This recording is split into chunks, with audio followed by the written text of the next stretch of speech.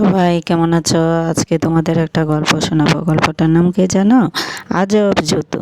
গল্প কত 8, পৃষ্ঠা কত 81। তাহলে গল্পটি শোনো।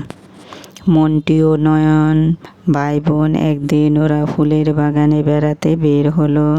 চারিদিকে রঙের ছড়াছড়ি, নানা রঙের ফুল, লাল ফুল, হলুদ ফুল, গোলাপি ফুল, সাদা ফুল, আরও কত রঙের ফুল।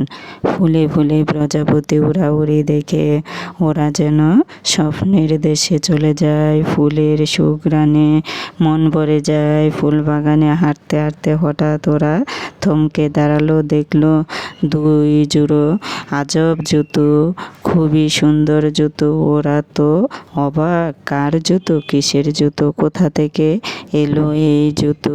শেষে মন্টি বলল, জাদুর জুতো হলে তো বেশ মজা হয়, চলো ভাইয়া আমরা এই জুতো পরে দেখি। ওরা জুতোগুলো পায়ে দিল। জুতোগুলো ওদের পায়ে সুন্দর মতো লেগে গেল। ওদের তো খুশির সীমা নেই। ভাবলো, জাদুর জুতো হলে অনেক দূর বেড়াতে পারবে। নয়ন বলল, হয়তো সাগর পাড়েও যাওয়া যায়। দুজন হাতে হাত মিলিয়ে তালি বাজালো, বলল, সাগর? অবাক কাণ্ড দেখা গেল, তারা দুজনে দাঁড়িয়ে আছে সাগরের পাড়ে। সাগরের বিশাল বিশাল ঢেউ, বড় বড় জাহাজ আর নৌকা ভাসছে। সাগরের বড় বড় ঢেউ যেন ওদের তাড়া করতে আসছে। মন্টি বলল, তার মানে আমরা এই জুতো পরে যেখানে খুশি যেতে পারি। চলো সাগর তলে যাই, দেখি সেখানে কি আছে। অমনি দেখা গেল মন্টি ও নয়ন সাগরের তলে ডুবুরির মতো ঘুরে বেড়াচ্ছে। চারদিকে নানা রঙের মাছ, সাথে ডলফিন ও অক্টোপাস।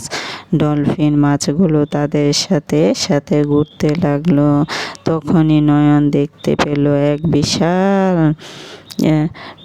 এক বিশাল অক্টোপাস সুর মেলে তেড়ে আসছে তার দিকে। নয়ন বলল, চলো চলো এবার এখান থেকে পালাই। এবার বরং আমরা মরুভূমিতে যাই।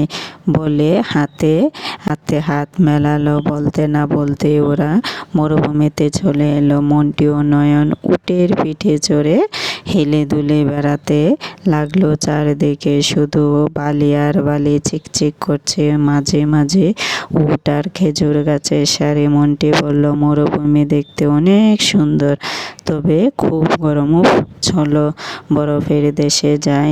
বলে আবার হাত মেলালো। যেই কথা সেই কাজ। নয়ন ও মন্টি পৌঁছে গেল বরফের দেশে। ওরা বরফের উপর হেঁটে বেড়াতে লাগলো। চারদিকে শুধু বরফ আর বরফ। দবদবে সাদা ভাল্লুকের তাড়া খেয়ে ছুটতে গিয়ে মাঝে মধ্যে দুজন আছাড় খেলো। উফ, কি কাণ্ড, এখানে থাকা যাবে না। কোনো রকম উঠে দাঁড়িয়ে আবার হাত মেলালো। এবার না হয় যাদের দেশেই যাই। নয়ন আর মন্টি পৌঁছে গেল যাদের দেশে। চারদিকে বড় বড় পাথর, পাহাড় আর গর্ত। দূরে পাহাড়ের উপর যাদের বুড়ি চরকায় সুতো কাটছে। নয়ন বলল, যাদের দেশ অনেক মজার, আর চলতে ফিরতে বড় কষ্ট। কখন যে হুঁচট খেতে হয় নিজেকে সামলাতে গিয়ে নয়ন লাফিয়ে উঠল। হুমা, এই জন্য উড়ে যাওয়ার দশা। মন্টি পা টেনে ওকে আটকালো। একটি পাথরের আঁচড়ে বসে ওরা গল্প জুড়ল। মন্টি বলল, যাদের দেশ সুন্দর, তবে খুবই কষ্টের। এর চেয়ে আমাদের দেশই ভালো, চলো আমাদের দেশে ফিরে যাই। বলতে গিয়েই ওরা উড়ে যাচ্ছিল। অনেক কষ্টে হাত মেলালো। মন্টি আর নয়ন ফিরে এলো তাদের এই ফুল বাগানে। মন ভরে গেল নিজের দেশের ফুল গাছপালা, ফুল পাখি পাখি দেখে।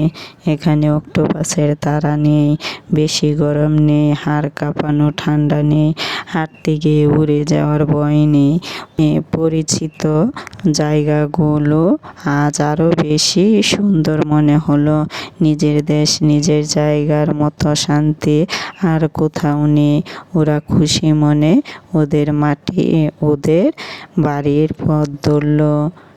দেখো তো, এই আজব জন্তু থেকে আমরা কি কি শিখতে পারলাম। দেখো, তারা ফুল বাগানে গেল, অনেকগুলা ফুলের নাম জানলো, তাই না? পরে দেখো মরুভূমিতে গেল, মরুভূমির অনেক কিছু দেখতে পেলো। পরে দেখো সাগরের তলে গেল, সাগরের নিচে কী আছে ওইগুলা জানতে পারলো। পরে দেখো চাঁদের দেশে গেল, চাঁদে কী আছে তা জানতে পারলো। পরে দেখো সাগরের তলে থেকে কি জানতে পারছে, ডলফিনের নাম, অক্টোপাস, অনেক কিছু জানতে পেরেছে, তাই না? পরে চাঁদের দেশে দেখো কি চাঁদের বুড়ি সুতা কাটছে, এগুলা জানতে পারলো। তারপরে দেখো বরফের দেশে গেল, বরফ, সাদা ভাল্লুক আছে, ধবধবে, এগুলা জানতে পারলো। তবে যে দেশে যাক না কেন, নিজের দেশের মতো আনন্দ কোথাও নেই, ওই আমাদের নিজের দেশের মতো শান্তি কোথাও নেই। তাই সে বলল, চলো মন্টি আর নয়ন বলল, চলো নিজের দেশে এর জায়গার মতো শান্তি আর কোথাও নেই, চলো আমাদের দেশে চলে যায়, তাই না? তাহলে এই গল্প থেকে আমরা এটাই শিখতে পারলাম যে নিজের দেশের মতো শান্তি আর কোথাও নেই। সবাইকে ধন্যবাদ।